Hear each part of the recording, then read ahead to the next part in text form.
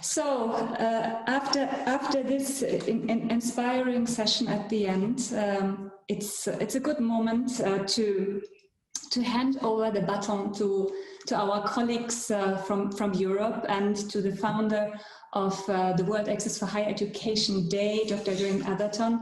Graeme, are you here with us? I know it's early in the morning. Yes, I see you. Wonderful.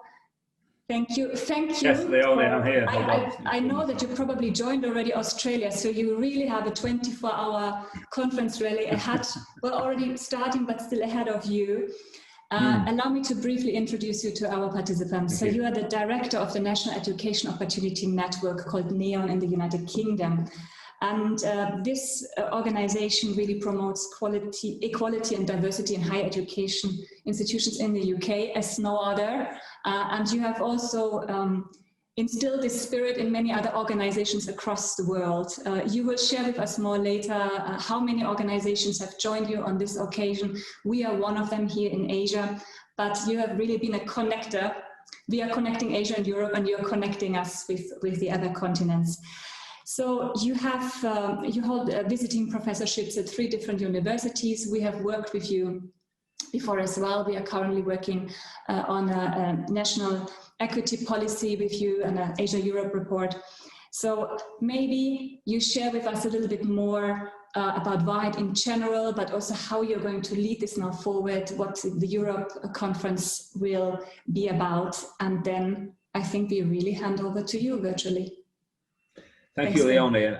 I won't keep you all too long, because I know that because of the depth of your conversation that you've overrun a little bit, so I won't go on too long really. But yes, thank you very much for handing it over. I mean, I've been able to be part of the last part of your meeting, and listening to Zood as well, who I know well, I've met before in the past, and I think it's a wonderful way to close your conference today, to think really not just about access and success and widening access and success to higher education, but why are we doing this, and what are we widening for? What is the purpose of the work we are doing, and what is it that we are actually trying to encourage and support more students from diverse backgrounds to attend? And I think that's a really interesting point to take forward into the next events over the course of WAHED today. Just a little background, I think, on World Access to Higher Education Day. This is the 3rd World Access to Higher Education Day that we've tried to convene. And really, I think it came from an actual conference that we convened with other colleagues engaged in access and equity work across the world, actually in Asia, in Malaysia, 5 years ago, where that event was successful.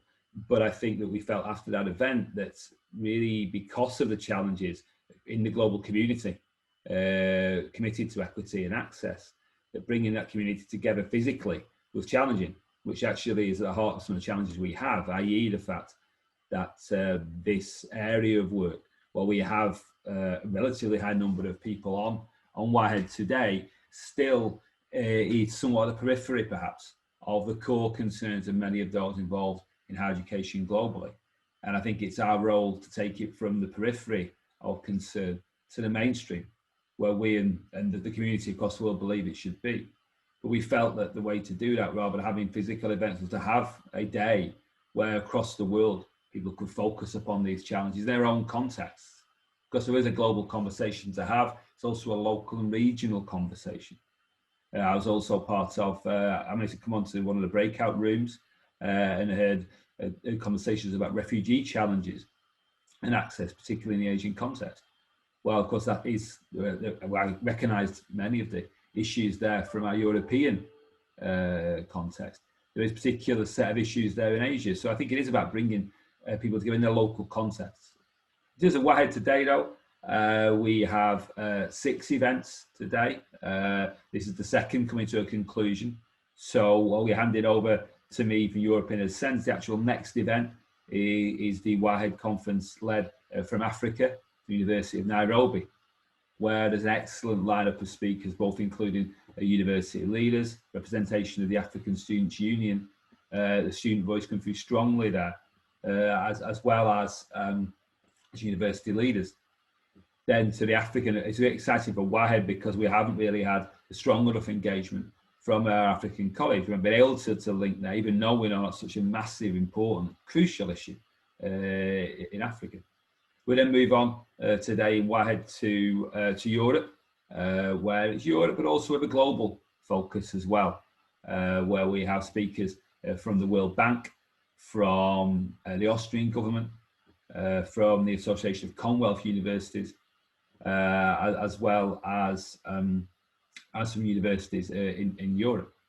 And then we move on to North America, led by colleagues from the Lumina Foundation, a large organisation there in the United States who are working tirelessly using their resources to try and improve both entry in and success for students when they enter higher education in North America.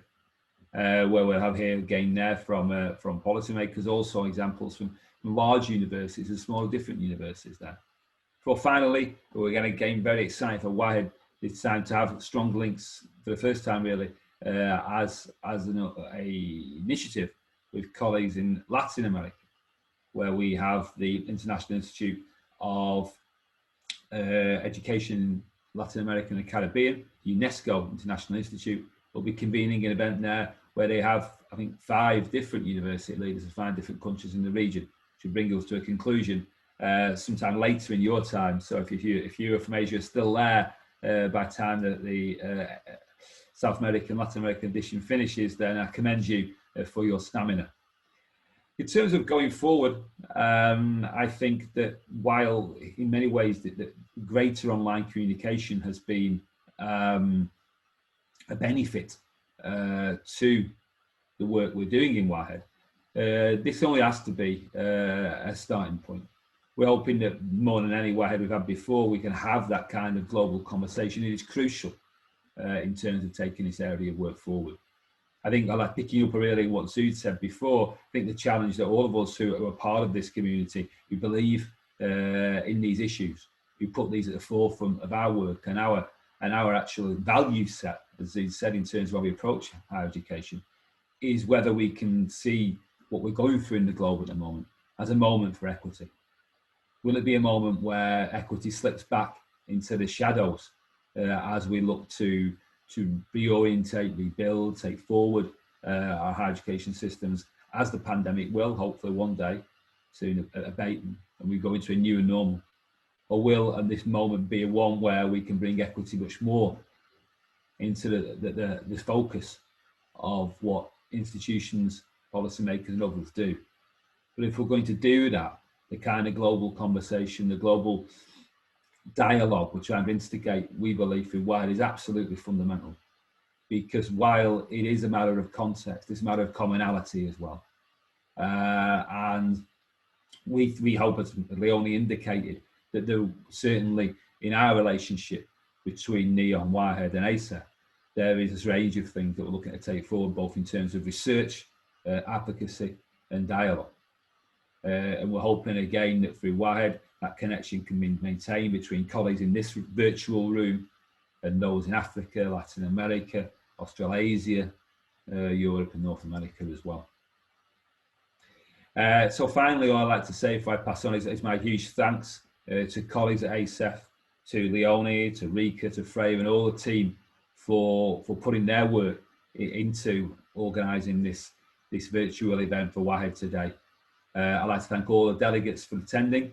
I know it's difficult. While, you know, I'm obviously, we're arguing for that commitment to equity. We know there are many other challenges those in the higher education community are also facing as we continue to attempt to deliver our learning and teaching in what continues to be a uniquely challenging environment. Well, thank you all for attending. I hope that many of you as possible can remain at least one of the future calls that we have for WAHED, but not just today. Please remain connected. We'll continue to try and construct this dialogue and move forward for a hopefully strong and bigger community next year. I mean, in terms of registrations, we've had over 1,300 actual registrations for our 6 events from 107 countries. Now, that gives us hope that there is a global community committed to equitable access. We know it is. I think our challenge now is to support and make that community make a difference. So Leonie, thank you very much. Thank you much for all the work you and colleagues have done. And I'll hand back over you to say the final words of what your event and your conference. Thank you so much, Graeme. You know that we are very proud to be part of this global dialogue. We started in Asia, we connected with Europe, and we are really happy to be ahead of time now because we can follow what is happening in the other continents right now. Exactly. So I encourage the participants to still register. I think it is possible, and to follow a few of these discussions.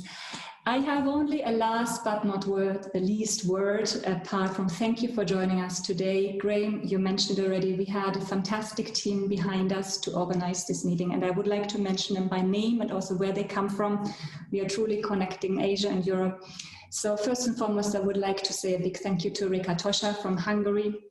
Rika is our higher education policy manager, and she takes care of the programs like the ASEF Regional Conference for Higher Education, but also this WAHED meeting today. Thank you so much, Rika, for all your hard work and engagement. Then Freya Chopal, a British national with Singaporean heritage. Freya, we know you had an absolutely charming introduction to this conference today, and we couldn't have done it without your support. The same applies to Chuti Rahman from Bangladesh, as well as Angie Tu from Singapore. This is the education team. And then, of course, we have Martin Vidanes from the Philippines, who helped us with communication and technical support. So a big thank you. I think our participants can give a clap virtually. Maybe now is the time also to unmute yourself if you wish, and otherwise just raise the hand. It has been fantastic working with you as a team, fantastic to work with our steering committee members, the speakers, and with all you participants. Let's bring this forward. Thank you so much, and enjoy the other conferences. Bye-bye from Singapore and the Asia Europe Foundation. Thank you, Leonie. Thank you, colleagues. And we will continue and take the baton forward for events over the course of the day. Thank you very much.